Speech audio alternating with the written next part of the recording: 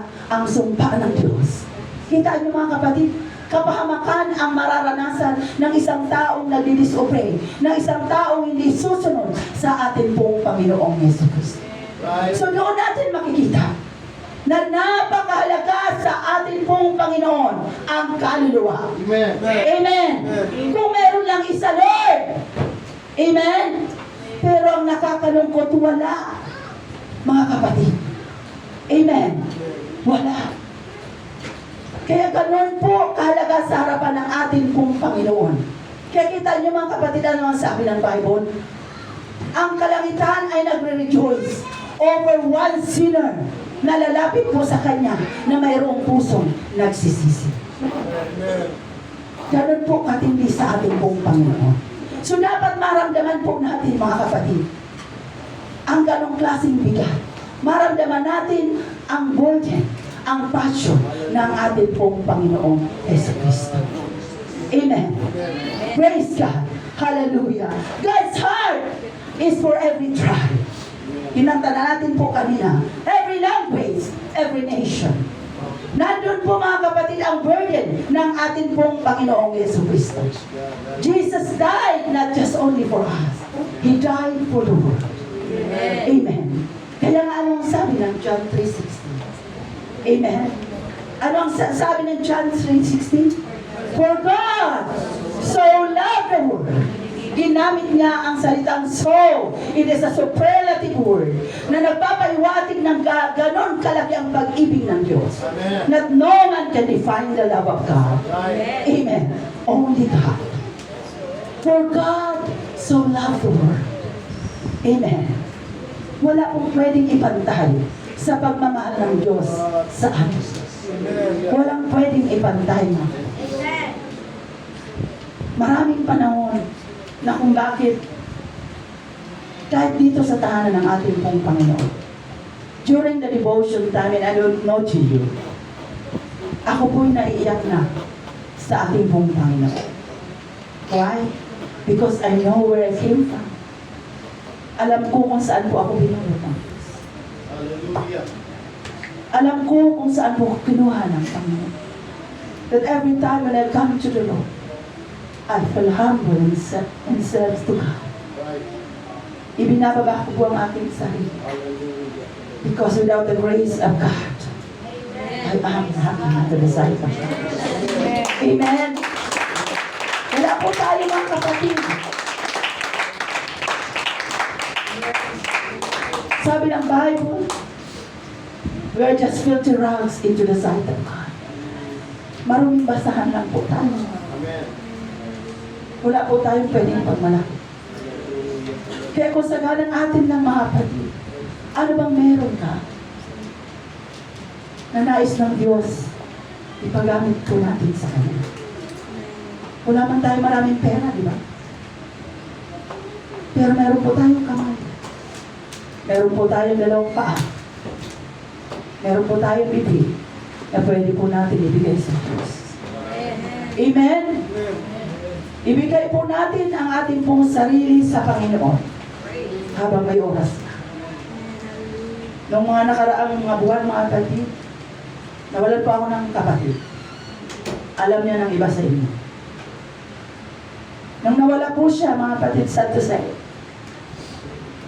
wala po siya sa kawan ng Diyos. Yun ang nakakalungkot. Yun ang nakakalungkot. Pamilya mo, mawawala, papantay ang paa, nawala sa piling ng ating pong Panginoon. Bilang tayo ay tinawag ng Diyos, ano po ang ating mararamdaman? Napakaraming panahon na isinare ko ang Word of God. Pero bakit ang mga pamilya ko ay hindi naubos siya, mga kapatid? Bakit hindi sila lahat narating? Di po ba? That is a wake-up call. I-call po natin sa ating mga sarili, mga kapatid, na tayo po ay magkaroon ng goal sa ating sarili. Alam mo kung sino ang pamilya mo. Kaya si Brother Jess, minsan namon ko siya palagi. Because most of my family, sila po ay nakapakinig na ng salita ng Diyos. Most of my family, sila po ay naglilingkod na sa Panginoon. Kaya sabi ko sa kanya, that is your duty. Abutin mo ang pamilya mo. Abutin mo ang iyong word of influence. Dahil walang ibang aabot niyan, kundi tayo mga kapatid. Huwag po natin iasa ang ating mga anak sa ibang tao.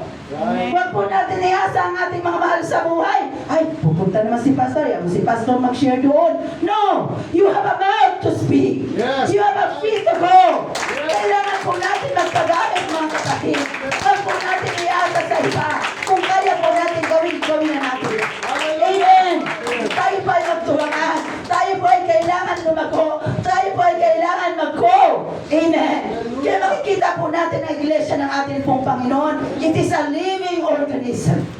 Ibig sabihin nag-grow. Everybody say grow. Amen? Kailangan mag-grow po tayo mga kapatid. Hallelujah. Amen. Paano po tayo mag-grow kung hindi po tayo gumagalaw? Right. Amen. Paano po tayo mag-grow kung tayo mismo sa ating pong mga sarili? We are stagnant. Hindi po natin alam ang salita ng ating pong Panginoon. How can we share the Word of God if you don't know the Word? Amen. Amen? Imposible, mga kapatid. Right. Amen. Amen. Tayo po ay mag-aral ng salita ng Diyos upang sa ganun, meron po tayong laya na mag-share ng salita ng ating pong Panginoong Yes. Jesus. Right. Praise God. If God's love the Word, the church must love the Word. Right. Kailangan po tayong bilang matinawag ng Diyos. Kailangan po natin maramdaman ang burden, ang desire na abutin ang mga taong nasa labas po ng ating tahanan. Amen. Kailangan po natin magpagamit mga kapatid. And number 3, faith promise. Faith promise is a stepping out by faith. Right. Stepping out by faith. Kaya sinabi, faith promise. Right. Amen. Faith promise is not a pressure giving. Right. Listen very carefully. Faith promise is not a pressure giving. It's not an emotional giving. Right. Ay, magbibigay kasi na-touch ako. Maganda kasi yung share ng Word of God, kaya magbigay ako. It's not like that, mga Right. kapatid. Amen. Amen. But faith promise, it is a prayerful giving. Sabihin niya natin lahat, prayerful giving. Prayerful giving. Ito po ang faith promise. Tandaan po natin, ang faith promise is an unsent fund. Right. Hindi po natin nakikita kung saan po natin ibibigay ang ating pong ikukunin. Right. Hindi po yan galing sa iyong sweldo. Amen? Unsent fund, to be exact, ang faith promise. Hindi mo alam. Pero sino ang pagmumulan? Ang ating pong Panginoong Jesucristo. Right. Siya po ang bukal ng pagpapala. Yes. Siya po ang fountain of blessing. Yes. Kaya nga sinabi ng ating Panginoon, I will supply you all your need Right. according to your riches and glory. According to my riches and glory. Right. So ang Panginoon po ang magsusupply. Yes. So ano ang dapat natin pong gawin? Kapag mag-commit po tayo ng faith promise, mag-pray po tayo sa ating pong Panginoong Heso Kristo. Right. Lord, how much you're going to entrust to me in order for me to support the mission. How much, Lord, ang kailangan mong ibigay sa akin para ito po ay ibigay sa mission. Amen. Amen? Amen. Alam nyo ba mga kapatid na napakarami ng panahon na ang Panginoon po ay nagbigay sa atin naman talaga. Right. Kaya lang ang problema na hindi po natin na-recognize na iyong tinanggap po natin ay para sa mission. Right. Ay! Di ba? May nag-abot sa iyo. Ha? Nang magpapala. Tuwang-tuwa ka naman ngayon, Brother Jimmy. Ay, grabe itong pagpapala. 5,000. Pag uwi kay Sister El, mamalingki na tayo. Naku, nalimutan ni Brother Jimmy. Meron pala siyang faith promise to me. Ang faith promise, mga kapatid, it is the unsent fund. Na mayroon at mayroon ang ating pong Panginoong Jesucristo na gagamitin upang i-provide ang iyong faith promise. Right. Amen. Amen? Amen. it is the unseen fund. Amen. Kaya nga ang faith promise, it is a prayerful giving. Right. So mag-pray po tayo sa ating pong Panginoon. Hallelujah. We cannot outgive God. Kaya po natin magbigay ng malaki. Ba't nagdula ka sa Lord na hindi ka kayang bigyan ng Panginoon ng mas malaking halaga? Ako, there's a time in Hong Kong, mga kapatid, na ako po'y nag-pray. May isang panahon doon, pastor, na uuwi ako ng Pilipinas. May pera naman ako, pastor. Hindi naman tayo uuwi ng Pilipinas na walang pera talaga. May pera. Pero ang pera ko, ayaw ko nang gastusin. Sabi ko, Lord, bigyan mo ako, Panginoon, ng pambili ko lang ng chocolate. Chocolate ang gusto kong bilhin. Kasi okay na ang lahat eh. Ang hinihingi ko sa Panginoon, pagbili lang naman ng chocolate, Brother Belky. Maniwala ka ba sa ibinigay ng Lord? Isang buong sahod ko, mga kapatid, ang ibinigay ng ating pong Panginoon. Tinuktok pa sa kwarto ko. Amen? Pero ang prayer ko, mga kapatid, pambili lang ng chocolate. So, ibig sabihin, mga kapatid, ang ating pong Panginoon ay tumutugon Amen. sa lahat po ng ating kailangan. Hallelujah. So, today, as we commemorate our recommitments sa ating pong faith promise, I don't know kung mayroon sa inyo ng advanced prayer na bago pa dumating ang ating pong service. Praise God. Dahil ako, mula nung nalaman ko, mga kapatid, na ako po ang magdi-deliver nito, nagpipray ako sa Panginoon, Lord, how much I can give? How much I can commit? Hallelujah. Nagagamitin mo ang palad ko lang, Panginoon, upang padaanin dito ang para sa mission, ang para sa kaluluwa. Amen? Nag-advance na po tayo ng panalangin. Pero kung hindi ka pa nag-advance prayers sa Panginoon, I challenge you today. Mamaya bibigyan ko kayo ng chance ang manalangin po sa ating pong Panginoon. Ha? Mananalangin tayo sa ating pong Panginoon mamaya na hinihilingin natin sa Diyos ang divine revelation kung magkano ang i-entrust ng Diyos sa iyong palad, Sister Rosemary, para gamitin sa mission, para gamitin sa mga kaluluwa na nasa malalayong lugar. Amen. Amen? So faith promise is a prayerful giving. Right. Amen. At ano pa, mga kapatid? The power comes from the Holy Spirit. Lahat po yan magaganap sa pamamagitan ng tulong ng banal na Espiritu ng ating pong Panginoon Amen. Jesus. Amen. Amen. Tandaan po natin, mga kapatid, na ang faith promise, amen, ang pag-abot sa mga kaluluwang hindi po natin naaabot, ay hindi po natin yung kayang abutin ng ating pong talento. Right. Amen. Hindi natin sila maaabot sa ating pong mga strategy. Hindi natin kayang abutin sa pamamagitan ng ating pera lang. Right. Bagkus sa tulong po ng banal na Espiritu ng Yes. ating pong Panginoon. Amen. Kailangan na sa atin po ang Holy Spirit of God. Amen. We need the Holy Spirit or the Holy Spirit of God, mission powered by prayer, giving empowered by grace. Right. Amen. Amen. So now, the question, how can we reach soul beyond border? Oh, God. How can we reach soul beyond border? Some are called to go. May mga iba dito po sa atin. Tinawag po ng atin pong Panginoon para humayo. Merong iba dito sa atin, mga kapatid, nag-aaral sa Bible School para ano? Magpagamit sa atin pong Panginoong Heso Kristo. Amen. Some are called to give. Ang iglesia, mga kapatid, ay nagiging kabahagi sa pamamagitan ng pagbibigay sa mission. Right. Willing po tayong magbigay sa mission sa abot po ng ating makakaya sa tulong ng ating Panginoong Heso Kristo. Everyone is called to pray.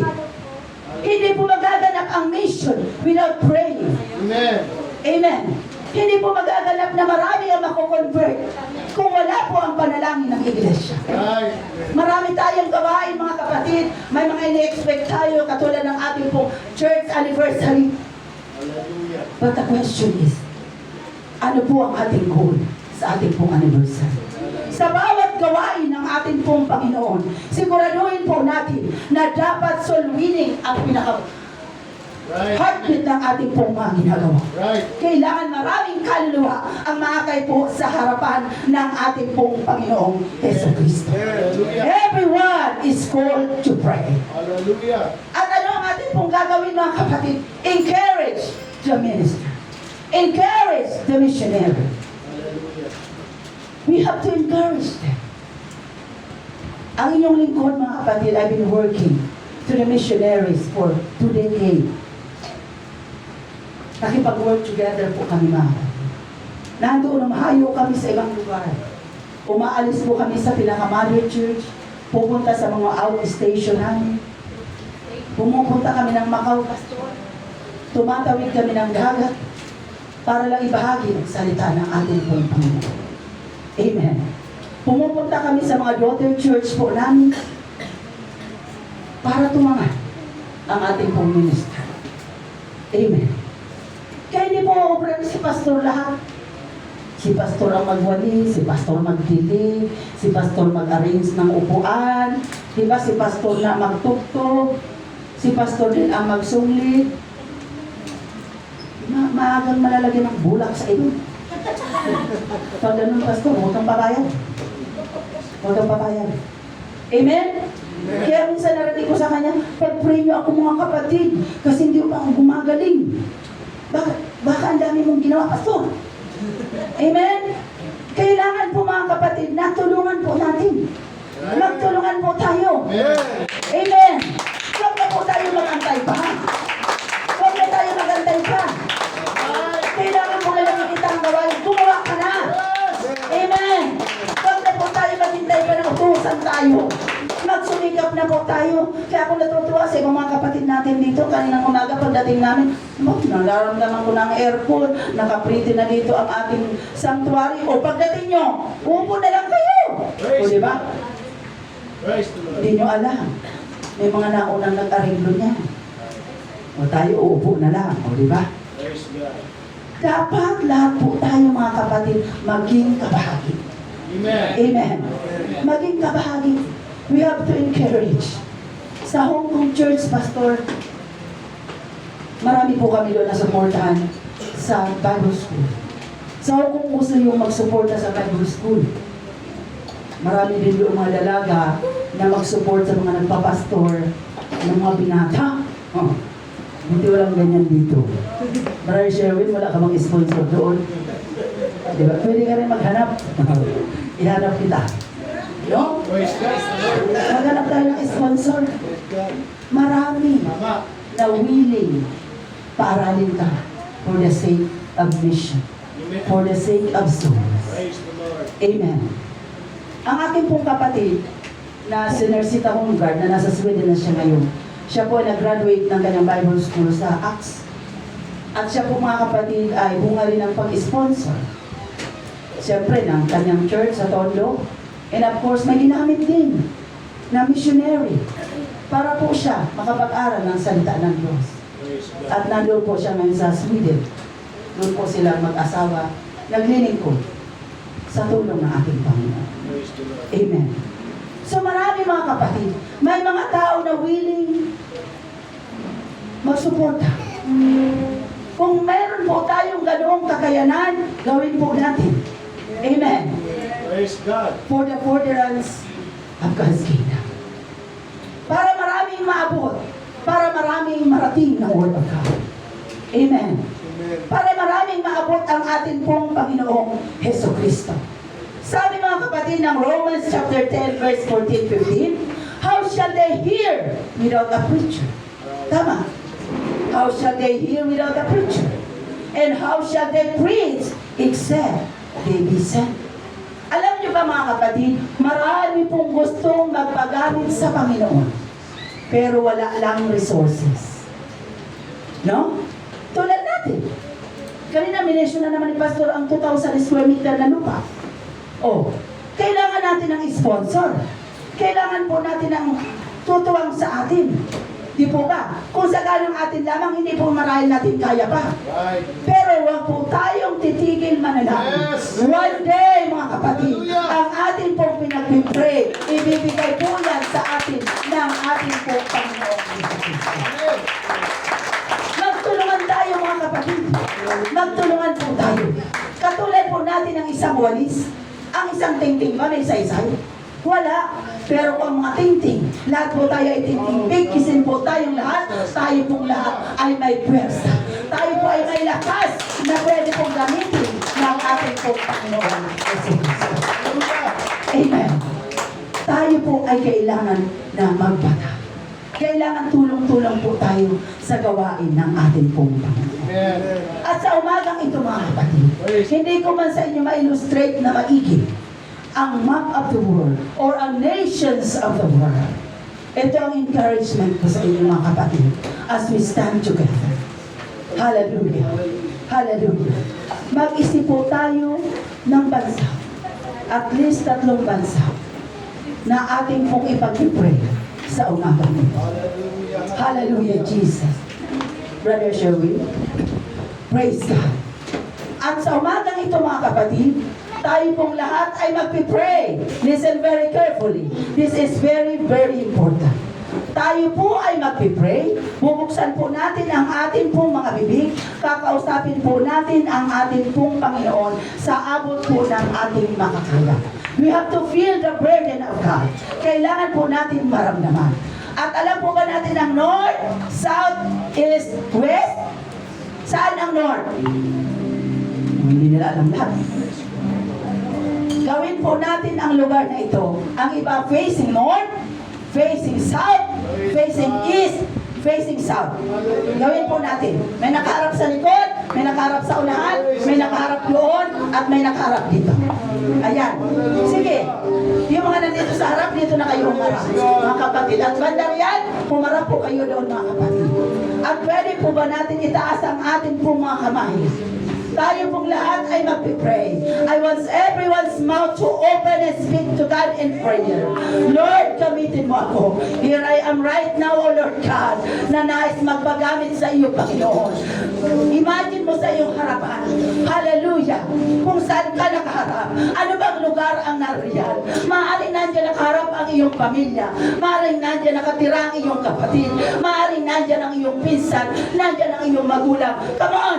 Hallelujah. I want to listen to your prayer to God. Hallelujah. Hallelujah. Hallelujah. Hallelujah. Huwag po natin itago ang ating po mga boses. Speak to God in prayer. Jesus. Jesus. Jesus. Jesus. Jesus.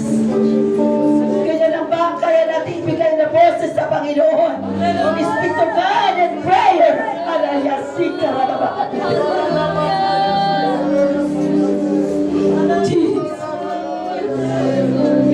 Jesus. Jesus. Help your church so much. Help us, O Lord God, to be the burden. Help us, O Lord God. Hallelujah, Jesus. Na maramdaman namin ang sikat, Panginoon. Na nais mo niyo para sa amin, O Diyos. Help us, Jesus. Hallelujah. Jesus. Jesus.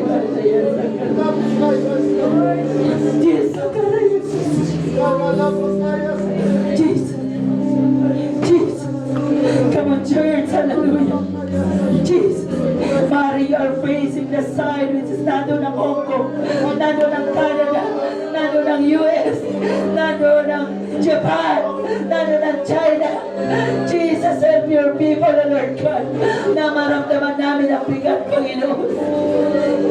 Na maraming kaluluwa umiiyak na kailang Diyos. Jesus.